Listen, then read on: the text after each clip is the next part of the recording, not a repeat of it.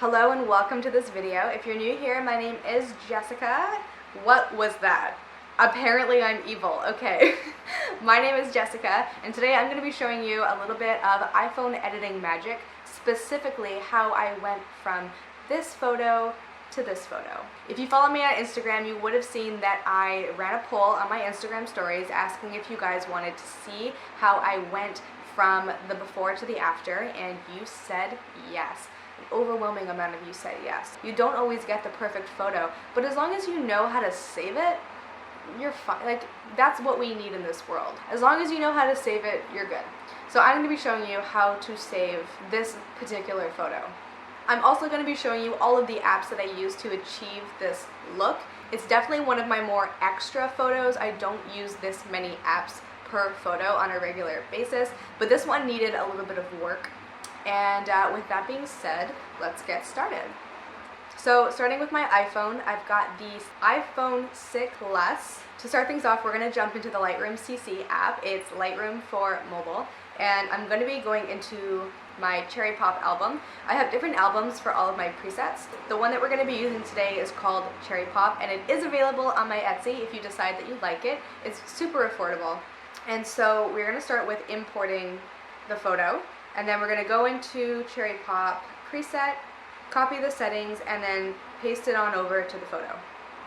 So the thing that you're going to notice about presets, and most presets in general, is that they're not always going to be an exact match to your photos, and so you are going to have to play with the settings a little bit to make it fit, but the whole point is that they're just aesthetic edits, so things like exposure, contrast, maybe color a little bit. So I'm going to start with turning the exposure down. I'm going to turn the contrast down too, make sure that the shadows are all the way up, and lift the blacks a touch.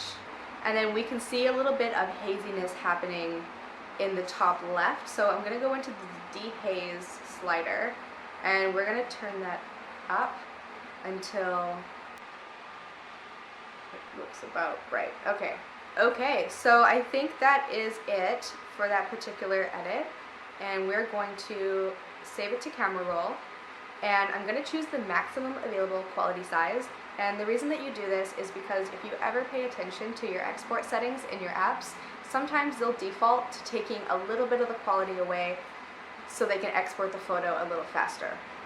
And this might be fine if it's like from one app straight to Instagram, but if you're going to be using a lot of different apps, what ends up happening is that you lose a little bit of quality throughout each export, and then by the time you get to Instagram, you have this photo and the quality isn't near as good as it was when you first started. And then on top of that, Instagram compresses it a little bit more, so then you lose even more quality, and we don't need that. We need our high quality photos looking high quality on Instagram so we can continue our quest to amazing Instagram aesthetic. Okay, so the next thing that I'm going to do is take it into Snapseed. I feel like Snapseed is an app that everyone knows about. You should be pretty familiar with it. If you're not already, get it. It's good. And I'm going to go into tools, and I'm going to be using the expand tool, which is my personal secret weapon. It's amazing. Just watch. So as you can see in this photo, I am to the left, and I want to be in the center because I like to be centered in my photos. And so I'm going to pull the left side over until I am centered, and then let go. And as you can see, it immediately starts to fill the frame, and this is called a smart fill. And then what I'm also going to do is lift the top to get a little bit more sky, and note that it'll refill the entire image once you make a change. So if it fills in a way that you really like, save it and then go back into the expand tool so that you don't have to deal with what I'm looking at right now, which is apparently a bunch of rocks on the lawn, and that looks really bad. So I'm just going to make it reset, and hopefully it will feel a little bit better the second time. Okay, why is it all of a sudden deciding we're gonna have rocks in the middle of the lawn? I don't want to spend too much time on this, and I feel like this is going to be best case scenario. This also sets me up to show you a really cool trick in the next app that I'm going to use. So I'm going to take this photo as is, and we're going to export that. So the next app that we're going to use is my personal Fix My Life app. It's called Retouch. It used to be called Touch Retouch, but they rebranded as Retouch. And it basically fixes every problem that you didn't foresee you were going to have when you were taking your photo. So if there's like a piece of garbage that you didn't see, or like dog poo, or there's like dust, or like a hair that's going crazy, you can just edit it out and it just literally erases your problems. Okay, so looking at this photo, let's spot the things that do not belong. First, we have mountains in the sky. That's a no. We have stones on the lawn down here. That's a no. And then we have these stairs that randomly end that, I mean, I could probably get away with, but for the sake of this tutorial, I'm going to show you how I would fix it. So let's get started with the sky. I'm going to use the quick repair app and just scribble over the things I want to disappear. I always feel like an evil queen when I do this, because I feel like that's what they do. They just wave a finger and make things disappear. Oh, okay. Do goodbye, and just clean up these little things. So I figure let's just blow the whole sky out and make it look uniform. Okay, bye. Next, we're gonna fix this lawn situation. First off, we're gonna fire the landscaper who thought that was a good idea. Secondly, we're gonna take the clone tool, and if you don't know how clone tools work, it is what it is. It clones. You have the circle, you put the circle over something that you want to clone, and then you drag where you want it to clone to. So I put the circle over the rocks, and then I put my finger where the rocks end, and then I drag it over. And then same with the lawn, I put the circle over the lawn, and then I drag my finger over these misplaced rocks, and just like that, we have a perfect rock formation.